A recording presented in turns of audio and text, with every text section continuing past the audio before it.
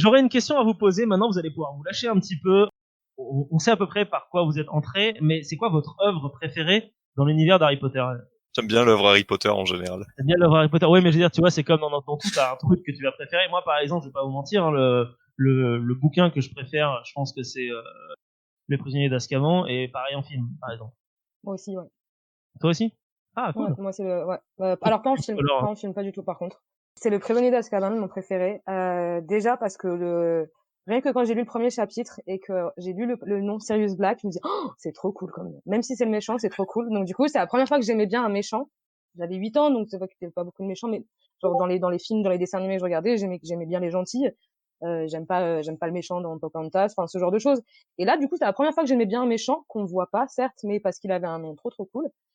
Le fait de rentrer vraiment dans un univers un peu plus perso, de découvrir les maraudeurs qui sont des personnages de folie, ils sont ouais.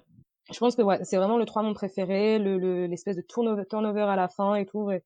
Mais par contre, j'aime pas du tout le film. D'accord, t'aimes pas du tout le film. Je trouve qu'il retranscrit pas du tout En fait, il y a trop de choses qui ont été oubliées. En fait, même si c'est du détail et tout, c'est dommage. Vraiment, c'est dommage. Il y a plein de choses qui n'ont pas été dites. Il y a des choses qui ont été rajoutées pour des raisons cinématiques. C'est dommage. Franchement, c'est dommage. Alors que le premier et le deuxième, quand je les ai vus au cinéma, j'avais l'impression de relire, enfin de voir le livre que je venais de lire.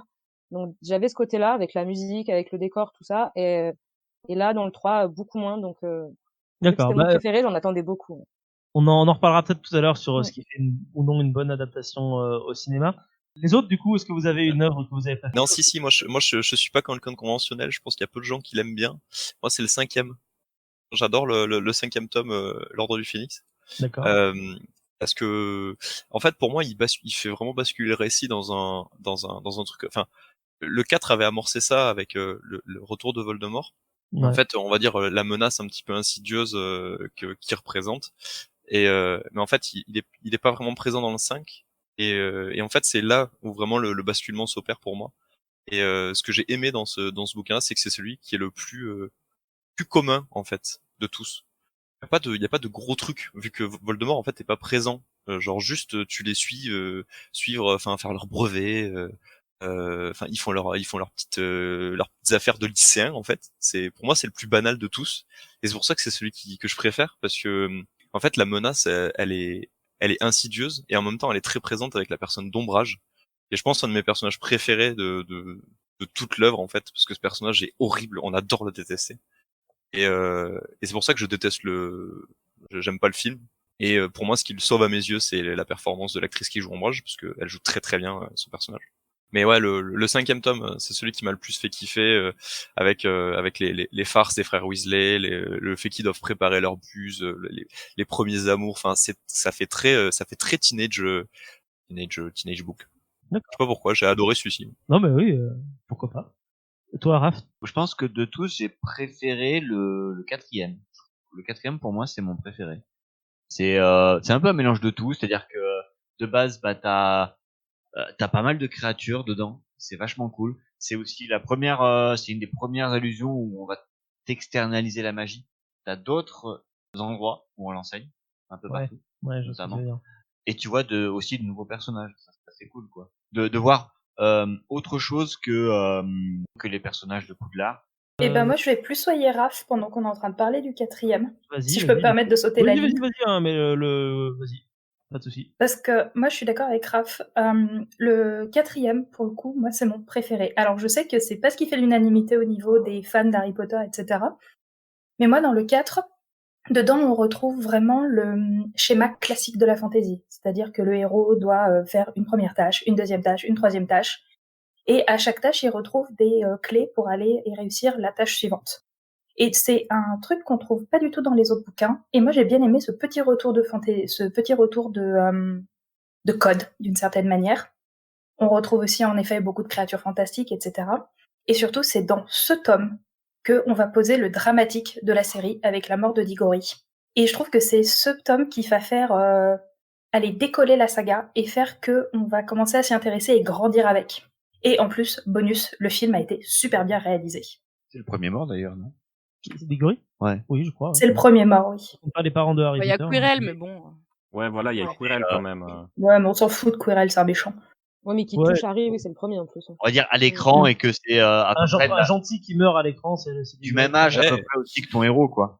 C'est pas le premier qui meurt à l'écran. Après, est-ce que Gilles de Roy Lockhart est pas un peu mort parce qu'il a une amnésie totale? Ouais, Ah ça bah compte non, pas, il on est va vivant. pas- Il est pas mort en plus, on Il le est voit pas dans mort. le Il vit 5. sous terre, ça va. Je pense que c'est surtout du fait de la jeunesse du personnage aussi. Enfin, Ouais. il est relativement jeune, il est un poil plus âgé. Il a 17 ans, Cédric. D'accord, donc il Mais est Ah, c'est ça, Grigori, c'est c'est l'archétype sa du dernière année. coucou, il est gentil, il est beau, quand il meurt, c'est la fin, quoi. En Voilà. plus, il est altruiste et tout. Du coup, est-ce qu'il y en a qui ont envie de rebondir sur ce qui a été dit ou Moi, je pense que j'ai préféré le premier, tout simplement, parce que c'était Ouais. tout nouveau et c'est ce qui m'a mis le pied à l'étrier, entre guillemets, et c'est ce qui m'a fait découvrir ce monde merveilleux. Ça a fait partie du fait que je voulais plus jamais grandir. Non, mais franchement, j'ai Non, mais kiffé. attends. Ah oui, Peter Pan, ouais, c'est un peu ça. Ouais. Voilà, c'était tout nouveau et puis c'est ce qui m'a donné envie de lire les livres aussi et vraiment de plonger à fond dans la saga, quoi. Et j'ai grandi comme vous, hein, avec en même temps que les personnages et ça m'a accompagné tout du long jusqu'à maintenant. D'accord. Voilà, petit résumé. Merci, Jen. Lila, Je de t'en ton prie. côté? Et bah comme Mika, moi c'est le 5e livre, mon préféré. Le film, je l'ai pas vu. Ça fait aussi partie de ma décision d'arrêter de regarder les films parce que je voulais pas. La bande-annonce m'a pas fait envie et je voulais pas changer ce que j'avais dans la tête avec ce livre-là. Je suis assez d'accord avec la vision que Mika a de ce livre. Et un truc que Ouais. j'aime beaucoup aussi, c'est de voir Harry ado. Alors il est exécrable dans ce livre. Il est insupportable. Bon, en même temps, il a une vie de merde à ce moment-là, donc c'est normal. Mais je trouve qu'elle l'écrit très bien et tu sens vraiment l'ado qui supporte pas sa vie et qui est très très chiant avec tout le monde. D'accord. Bah merci, Lila. Maxime, de ton côté? Alors, je vais pas pêcher par originalité, mais j'avoue, j'ai du mal à choisir entre le 3 et le 4. Ouais. Autant en film qu'en bouquin, parce que justement, comme tout le monde l'a déjà dit, hein, finalement, c'est là où ça démarre vraiment, où tu sors un petit peu de l'enfance et du conte tout mignon, tout gentil, pour partir sur du coup un autre style de récit avec du coup des enjeux qui vont être beaucoup plus importants, beaucoup plus graves, et où tu sors un peu de l'innocence de l'enfance pour rentrer dans quelque chose un peu plus mature. D'accord. Bah merci, Maxime. Nico? Alors moi, clairement, je rejoins tous les fans du 4, hein, je crois que c'est vraiment mon préféré. Parce que c'est vraiment, en plus, c'est un épisode un peu de transition, enfin, un bouquin de transition, où tu rentres vraiment sérieusement dans l'histoire à la fin du 4. Et puis t'as ce côté, comme le disait Easy, aussi très structuré du bouquin. Genre, t'es jamais perdu, tu arrives à prendre du plaisir à lire. Pareil pour le film, tu prends le plaisir à le voir, t'apprends énormément de choses sur l'univers. Et ouais, c'est un peu une bouffée d'air, en fait, dans la série, qui vient au milieu, en plus, entre la première partie, qui est plus une partie d'introduction, donc les 3 premiers, et les 3 derniers, qui vont être vraiment la résolution de l'intrigue principale avec Voldemort et compagnie. Alex, je crois que tu viens ensuite. Bah moi comme Mika et là, moi j'ai beaucoup adoré lire le 5 parce que pour rejoindre ce qui a été dit, effectivement, voilà, t'as une introduction qui est quand même marquée par le 4, surtout avec la fin, avec la mort d'Igori, etc. T'as quelque chose qui est vraiment introduit à ce moment-là, et du coup dans le 5, t'as vraiment, enfin dans le bouquin en tout cas, parce que j'ai regardé le film il y a pas bien longtemps, enfin le week-end dernier, et je me suis fait chier comme pas possible, alors je vais adorer le bouquin. Mais ouais, t'as vraiment quelque chose de très noir, de très sombre, effectivement, où tu rentres vraiment dans l'histoire, vraiment dans le vif des choses avec Voldemort qui est vraiment de retour, on le sait, même si personne ne veut le croire, on le sait qu'il est là, on l'a vu depuis la fin du 4, etc. Donc vraiment, t'as ce côté vraiment très sombre, très... Ouais. Bah ça y est, on y est, on voit où on veut en venir depuis 3-4 tomes qui...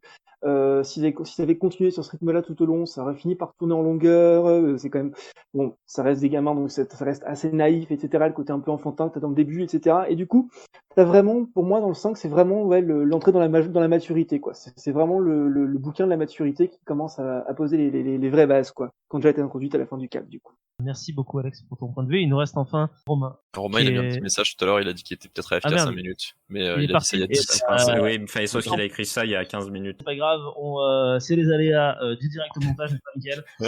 Bien sûr.